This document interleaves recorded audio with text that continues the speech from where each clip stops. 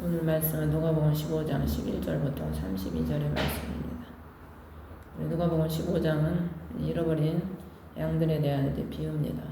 누가는 이방인의 사도, 의사 누가입니다. 누가복음의 저자가 사도행전과 함께 누가복음을 기록을 했는데, 이방인의 사도이기 때문에 복음을 이방인 위주로 많이 기록을 했습니다. 이제 여기 보면 잃어버린 아들의 비유가 나오는데, 여기에 등장하는 사람이 세 사람입니다. 우리가 잘 알다시피 아버지와 큰아들과 작은 아들이죠. 그래서 우리가 뭐 잘 알다시피 이 큰아들은 이스라엘 백성, 종교 지도자들, 또 잃어버린 아들은 이방인이라고 우리가 많이 표현을 하는데, 오늘날에 우리가 있어서 교회 안에서도 보면은, 제가 보면은 제목을 집안의 탕자와 집 밖의 탕자 이렇게 한번 잡아봤는데, 우리가 예수를 안 믿는 사람이 다 이방인이죠. 사실 성경상으로 보면 지금은 뭐 민족을 상관없이 예수를 안 믿는 사람들은 다 이방인이고 낯선 자입니다. 성경에 예수 그리스도를 모르기 때문에 또 낯선 자라고 성경에는 표현을 합니다. 근데 예수님을 믿는 사람들은 다 사실 본토인이고 유대인이죠. 이스라엘 백성으로 다 하나가 되는 공동체가 된 겁니다. 근데 이제 본문에 보면은 큰아들과 둘째 두 아들이 나오는데, 우리가 잘 알다시피 큰아들은 아버지와 늘 함께 있음에도 불구하고 본인이 곧 말한 것처럼 염소 새끼 한 마리라도 잡아서 즐기지 못하게 했다 그랬는데, 사실 뭐 하나님이 그걸 못하게 하겠습니까? 좋으신 아버지인데. 그 못하게 한 게 아니고, 내가 볼 때는 본인이 못 즐긴 거예요. 본인이. 그러니까 하나님에 대한 인식이 부정적이고 오해가 많고, 그리고 달란트 비유에도 보면은 그 다른 사람들은 다 나가서 장사하는데 그 한 달란트 받은 사람은 그걸 묻어두잖아요. 그래놓고 나중에 주님이 말씀하시니까 뭐라고 합니까? 하나님은 엄한 사람일 줄 알아. 하나님에 대한 인식이요, 하나님이 어떤 분인지 잘 모르는 거예요. 그러니까 우리가 신앙생활을 왜 어떤 사람은 잘하고 어떤 사람은 왜 못할 것 같습니까? 그 이유가 바로 하나님에 대한 인식이, 어떤 사람은 하나님을 제대로 알고 어떤 사람은 하나님을 잘 모르기 때문에 하나님을 그렇게 오해하고, 그렇게 자신의 생각대로 자신의 뜻대로 하나님을 판단하고 그렇게 행동을 하는 거죠. 그래서 우리 보면은 여기 본문의 말씀도 보면은 11절부터 32절까지인데, 사실 여기 세 사람이 나오는데 여기에서 가장 많은 지면을 차지한 사람이 작은 아들에 대한 이야기입니다. 작은 아들. 사실 작은 아들은 한 거는 죄밖에 없어요. 그렇죠? 아버지 명령을 어기고 나가서 죄 지은 것밖에 없습니다. 아버지를 떠난 것밖에 없는데, 그래도 이 성경에는 그 작은 아들에 대한 기록이 제일 많이 기록이 되어 있는 거예요. 왜 그러겠어요? 우리 주님은 십자가에서 우리의 죄를 다 청산하셨잖아요. 다 청산하셨기 때문에 우리의 죄가 많고 뭐 큰 게 중요한 게 아닌 겁니다. 예수님이 이미 십자가에서 다 우리 죄를 청산하셨기 때문에. 그럼 주님이 보실 때 뭐가 중요하냐? 죄 많고 크고 작은 게 중요한 게 아니고, 아버지의 마음을 아는가, 아버지를 전적으로 사랑하는가, 아버지를 전적으로 의지하는가. 주님이 보실 때는 그 마음이 가장 중요한 겁니다. 여기 보면은, 본문에 보면은 작은 아들을 잃어버린 원인이 있어요. 잃어버린 원인. 사실 아버지가 잃어버린 건 아니죠. 본인 스스로 나간 거지. 근데 여기서는 잃어버렸다고 이제 비유를 합니다. 그러니까 우리 하나님은 이것조차도 우리 탓을 하기보다는, 우리한테 정죄하기보다는 잃어버렸다고 표현을 해주시는 거죠.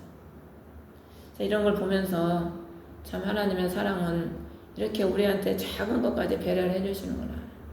우리가 하나님을 버리고 나간 건데 하나님은 우리한테 잃어버렸다고 말씀을 해주시잖아요. 우리는 누가 우리한테 서운하게 하고 우리한테 기분 나쁘게 하면 그냥 있는 그대로 우리 표현을 해버리잖아요. 있는 그대로 표현을 해버려요, 사실 우리들은. 근데 하나님은 항상 보면은 우리를 배려하셔가지고 배려하셔서 말씀을 하시는 거예요. 말씀 한마디를 하셔도 배려를 하시는 거죠. 우리가 낙심할까봐 또 실족할까봐 늘 배려를 하시는 말씀을 제가 보면서 자, 이거 하나님의 이런 배려를 우리가 본받아야 되는데 하는 생각이 저도 들더라고요. 그래서 오늘 본문에 작은 아들이 하나님을 떠난 이유가 두 가지가 있습니다. 첫째는 12절에 보면 아버지께부터 받을 수 있는 재산 때문이에요. 재산. 아버지가 재산이 없다면 아버지께 받을 재산이 없으면 어떻게 그걸 받아서 나가겠습니까? 아버지한테 받을 재산이 많기 때문에 그것 때문에 탕자가 된 거예요. 탕자가. 사실 하나님의 자녀는 알게 모르게 하나님께로부터 주어지는 많은 재산을 누리고 삽니다. 하나님 편에서 보실 때 하나님의 재산은 뭐겠어요? 우리 자신이거든요.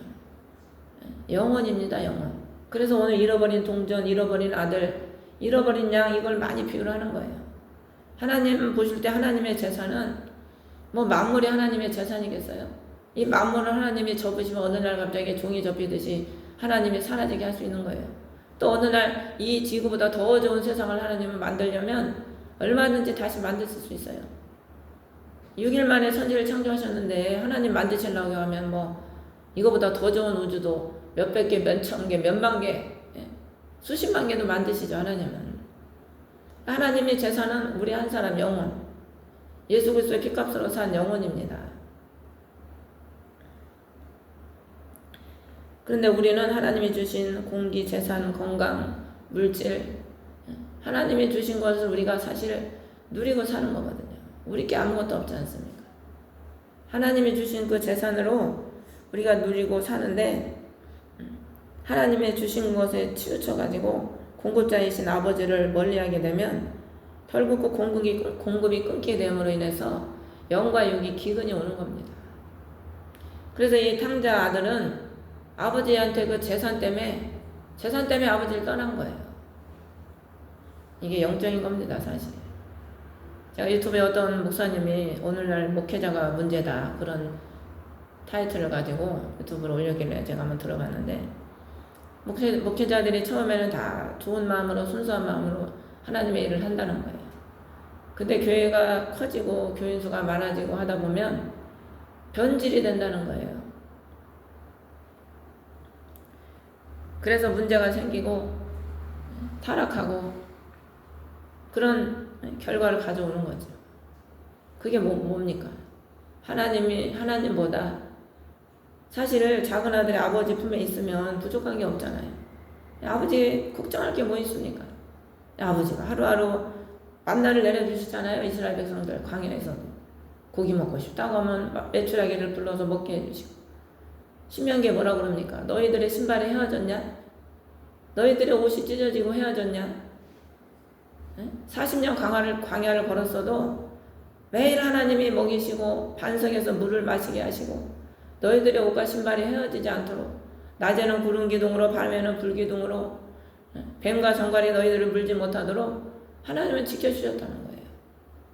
아버지 품에 있으면 하나님이 다 책임져 주는 겁니다. 사실. 너희는 먹을 거 마실 거 입을 거 마실 거 염려하지 말라. 먼저 그 나라 의를 구하라. 너희 천부께서 이 모든 것을 너에게 더하지 않겠느냐.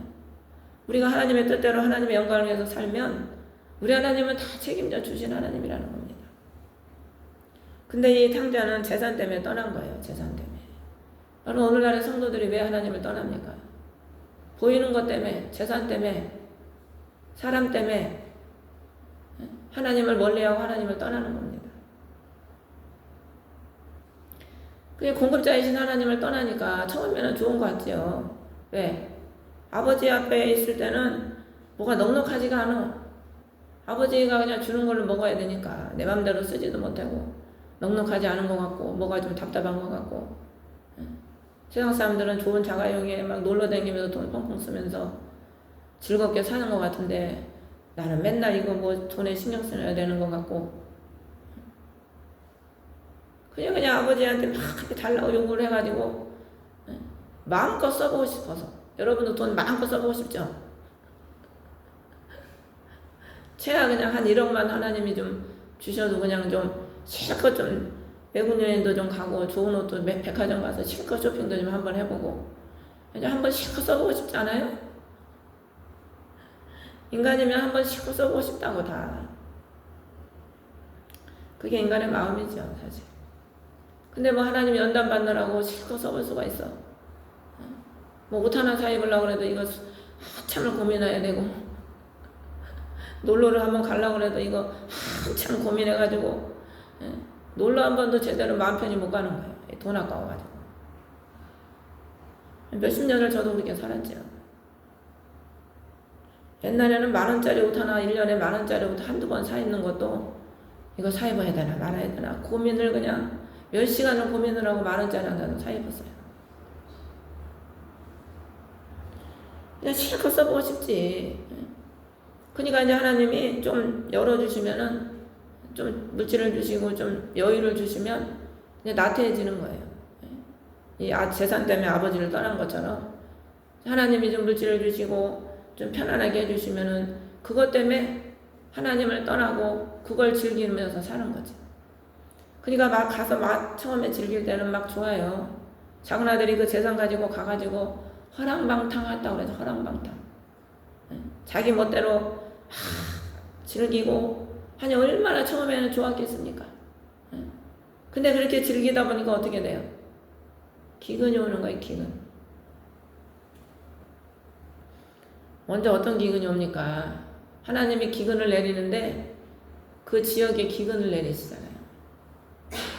여러분 공급자가 하나님이시기 때문에 요셉의 꿈에 7년 풍년 7년 기근.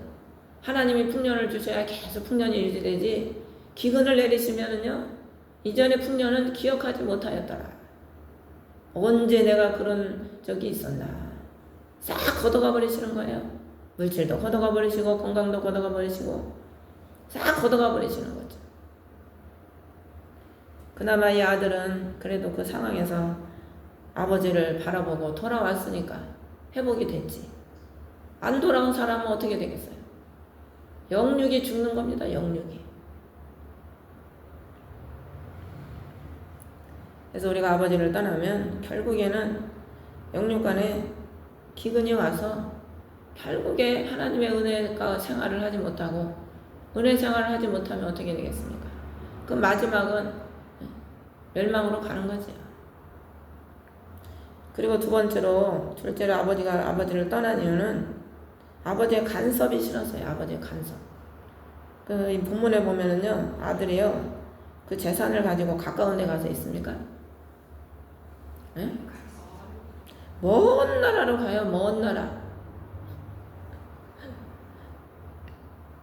그러니까 아버지 간섭이 싫은 거예요. 가까운 데 있으면 아버지가 찾아올 거 아니에요. 그렇죠? 그러니까 그냥 아예 아버지가 나를 못 찾는 곳으로 먼 나라로 가는 거예요. 간섭이 싫어서.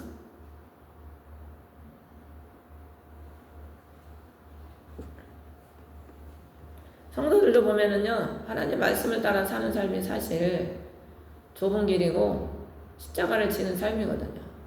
여러분, 말씀을 산다는 그 의미가 뭡니까? 아버지의 명령 따라 산다는 거거든요.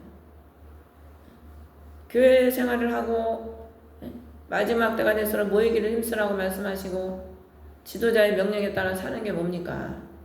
간섭이에요. 간섭 사실. 자식들이 크면은 부모 잔소리 듣기 싫어하잖아요. 그렇죠? 자식들은요 크면 부모 잔소리 듣기 싫어합니다. 그러니까 다 따로 사는 거예요. 이제 컸으니까 자기 마음대로 살고 싶거든. 근데 자꾸 부모는 방 청소하라면 청소한다고 잔소리해. 늘어놓으면 늘어놓는다고 잔소리해. 먹으면 안 치운다고 잔소리해. 아이, 이거 귀찮아서 못 살겠어. 나가서 나 편하게 그냥 늘어놓든지 말든지 편하게 살고 싶어. 그래서 나가는 거죠. 그래서 시험 들어가지고 목회자의 설교가 듣기 싫고 간섭이 싫은 사람들은 교회 오면 자꾸 교회를 멀리 하는 거예요. 왜? 교회 와서 뭐 말씀을 들으면 자꾸 양심이 찔리거든. 말씀이 하나님의 말씀을 우리를 자꾸 채찍질 하시잖아요. 그냥 말씀이 그걸 들으면 찔려. 그리고 그냥 그 말씀을 들으면 자꾸 양심의 가책이 오니까 이거를 하기는 싫고 안 할 수도 없고 에라 그냥 안 듣는 게 속이 편하다. 듣기 싫은 거죠. 그러니까 교회를 점점 멀리 하게 돼. 그러다 보면 이제 은혜가 점점 떨어져가지고 심령이 메말라서 나중에는 바싹 마른 길가밭이 되는 겁니다. 길가밭. 길가밭이 돼가지고 아무리 말씀을 들어도 그냥 귀로는 듣는데 마음에 심겨지지가 않아. 여러분 이렇게 나와서 말씀을 들으면 그 말씀을 내 마음에 심어서 그 말씀이 열매를 맺어서 열매를 맺어야 여러분들이 첫열매가 되는 거거든요. 근데 그 네 가지 밭이 나오잖아요.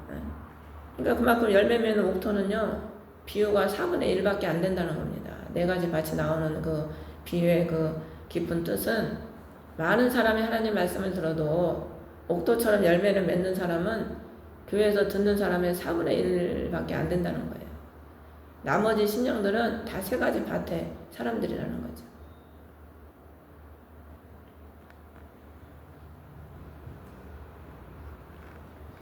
그래서 우리가 세상 유혹이 들어오고 신앙이 나태해질수록 하나님 말씀을 듣고 보고 이런 삶에 더 열중하고 그 삶에서 이탈하지 않고 자신을 잘 지키는 삶을 살아야 우리가 영육 간의 기근을 안 만나고 하나님께 붙어 있으면서 주님을 붙잡고 그분을 의지하고 그분과 함께 동행하는 삶을 살 수 있는 거지. 근데 여기 보면 반면 또 큰 아들이 나오는데 큰아들은 늘 아버지와 함께 있어도 풍성을 모르기 때문에 변화받지 못한 염소 새끼처럼 아버지의 구원의 기쁨을 형제들과 누리며 기뻐하지 못하는 겁니다. 본인이 아버지의 풍성을 못 누리니까. 어떻게 본인이 못 누리는데 다른 사람에게 예수 그리스도의 풍성을 누리게 할 수 있겠어요? 본인이 누리고 본인이 충만해야 나가서 전도도 하고 예수님을 만났다고 증거하고 와보라고 사마리아 여인처럼 와보라고 하고 그 사람을 예수께로 이끌 수가 있죠. 그럼에도 불구하고 아버지는 뭐라 그럽니까? 큰아들에게 너는 항상 나와 함께 있고 내게 있는 모든 것은 내 것이다. 이렇게 말씀을 하시잖아요. 사실 아버지의 마음은 누구나 구별 없이 하나님과 함께하는 자에게 하나님과 그의 나라를 누리게 하시는 겁니다. 그렇기 때문에 우리는 예수 그리스도를 믿으면 아버지 나라를 상속받고 우리에게 유업으로 주시는 그 예수 그리스도가 우리의 유업 아닙니까? 사실 그 예수 그리스도로 우리가 유업이고 우리가 그 유업을 누리게 하시는 게 아버지의 뜻입니다. 근데 아까도 제가 서두에 말씀드린 것처럼 우리가 하나님을 오해하고 하나님의 풍성을 모르기 때문에 주님을 못 누리는 거지. 하나님의 풍성과 은혜가 얼마나 큽니까? 에베소서 1장이 예수 그리스도의 풍성은 말로 다 할 수 없이 풍성이 넓고 크고 깊다고 사도 바울은 거듭거듭 우리에게 말씀하고 있거든요. 그래서 우리가 참 신앙생활을 하면서도 여러분이 신앙생활 한다는 게 뭡니까? 우리가 날마다 주여 주여 외치고 아버지 아버지 외치면서 아버지 안에 있다고 우리가 서로 다 생각하고 신앙생활 하시잖아요. 근데 그럼에도 불구하고 우리가 큰아들처럼 아버지의 마음을 모르고 아버지의 풍성을 못 누리고 아버지를 오해하고 그런 신앙생활을 우리가 살고 있지 않나 우리 자신을 돌아봐야 될 줄 믿습니다. 그런 신앙생활을 하다 보면은 기쁨이 없다 보니까 늘 다른 사람이 은혜 받는 거 보면 시기가 나오고 자기는 은혜를 못 받는데 옆에서 보니까 은혜를 많이 받아. 그 시기가 생기는 거예요. 그리고 목사님이 또 자기보다 다른 사람 더 자랑하고 칭찬하고 그러면은 그것도 시기예요. 또 이것도 큰아들이에요. 그렇지 않아요? 그것도 큰아들의 마음이라니까요. 그렇잖아요. 작은 아들이 저 죄 짓고 돌아왔는데 아버지가 하는 행동이 뭡니까? 가장 좋은 옷을 입혀주시는 거예요. 그게 뭡니까? 신분이 다시 죄인의 신분에서 아버지의 자녀의 신분으로 옷부터 입혀주시잖아요. 신분이 회복된 겁니다. 우리가 하나님을 떠나면 신분이 벌써 하락이 와요. 그래서 예수를 믿으면 첫째 하나님의 자녀되는 권세를 주신다고 했잖아요. 신분이 회복이 된다니까. 전에는 마귀의 자녀로 하락이 돼버려요. 아버지를 떠나면. 근데 아버지께 돌아오면 가장 좋은 옷을 입혀준다는 거는 가장 좋은 옷이 뭐겠어요? 가장 좋은 신분. 로마 당시에는 로마인의 옷이 있었어요. 왜 영화를 보면 로마인들 보면 긴 목도리 같은 거를 팔에 걸고 있잖아요. 이렇게 말아가지고. 그게 로마인이라는 신분의 옷입니다. 근데 사도 바울은 로마의 시민권을 가졌지만 그 옷을 입고 다니지 않았어요. 가장 좋은 옷을 입혀준 신분을 회복시켜 주시고 손에 반지를 끼워주지요. 언약 백성으로 삼아주신 겁니다. 언약 백성. 리브가를 택했을 때 그 종이 리브가를 택하고 오물가에서 어떻게 합니까? 반지를 끼워주잖아요. 반지하고 팔찌를. 너를 내가 신부로 택했다. 언약 백성이다. 그 다음에 발에 신을 신겨주는 거예요. 그 다음에 말씀에 서서 복음의 신을 신겨주는 거죠. 말씀의 신, 아버지의 말씀에 따라 살아가는 삶. 그 다음에 살찐 송아지를 먹고 즐기자. 살찐 송아지가 예수 그리스도의 풍성을 누리는 겁니다. 그래서 이게 영적인 순서입니다. 사실 우리가 하나님의 자녀로서 신분이 회복돼야 예수 그리스도와 언약을 맺는 관계가 되고, 언약이 맺혀진 사람이 신부가 말씀대로 살고 복음을 위해서 살 수 있는 겁니다. 그리고 복음을 위해서 사는 사람이 육신적으로는 고난인 것 같으죠. 사실 십자가를 지는 사람이 육신적으로는 사실 환난이고 고통이고 고난인 것 같아도요, 영적으로는 그것처럼 풍성한 은혜를 누리는 삶이 없는 겁니다. 그렇기 때문에 사도 바울이 가장 많은 고난을 겪었는데 가장 높은 영성을 가지고 있잖아요. 사도 바울이 신약 성경에 거진 반을 다 기록했지 않습니까? 사도 바울은 은사도 다 논했고 모든 걸 교리를, 기독교 교리를 다 사도 바울이 정립을 했어요. 사도 바울이 그렇게 많은 걸 정립하고 기록할 수 있었던 이유가 뭐겠습니까? 그만큼 예수 그리스도를 많이 누렸다는 겁니다. 삼층층까지 갔다 왔잖아요. 여러분, 예수님을 많이 누리면요, 그만큼 더 많은 비밀을 우리가 알게 됩니다. 예수님 많은 계시를 열어주시거든. 많은 계시를 열어주시니까 그 많은 비밀을 누리는 거예요. 깊고 높은 깊은 예수 그리스도의 은혜를 날마다 누리면 사는 거죠. 그래서 기도를 하면 할수록 하나님의 은혜는 얼마나 더 큰지를 더 느끼는 거예요. 기도 많이 하면 됐지 할 것 같으죠? 많이 하면 할수록 하나님의 은혜가 더 풍성해. 그러니까 기도를 더 해야 될 것 같아. 그 맛을 아니까 기도를 더 하는 겁니다. 기도의 맛을 모르는 사람은 기도가 지겨워. 그냥 기도 안 하는 거예요. 근데 기도하면 할수록 내 기도하는 그 시간, 그때가 가장 귀하다. 기도할 때 가장 행복하고, 기도할 때 가장 평안하고, 기도할 때 주님의 은혜가 너무 풍성한 걸 아니까 다른 건 뭐 누리고 싶은 마음이 없고, 더 기도해야지. 말씀도 마찬가지죠. 말씀도 보면 볼수록 또 꿀송이야. 더 은혜가 넘쳐.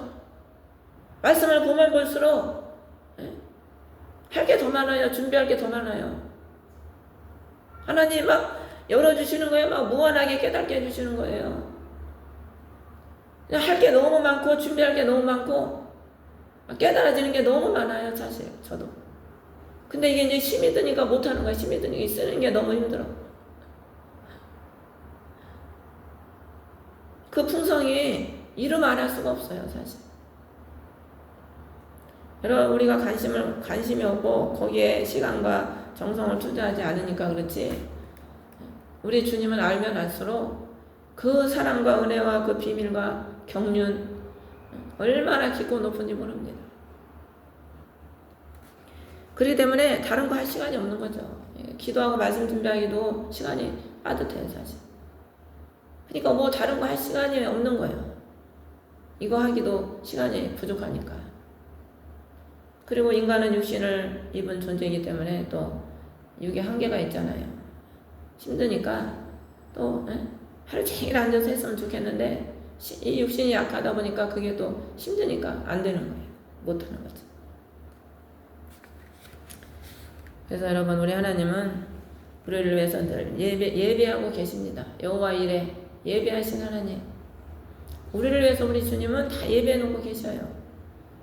지금 당장이라도 우리가 구하는 것을 주시려고 예배해 놓으시고 늘 풍성한 은혜를 예배해 놓으시고 내가 너희들을 위하여 가서 처소를 예배하노니 처소를 예배하면 나 있는 곳에 너희를 있게 하리라. 우리 주님이 우리를 위해서 다 예배하고 계신 겁니다.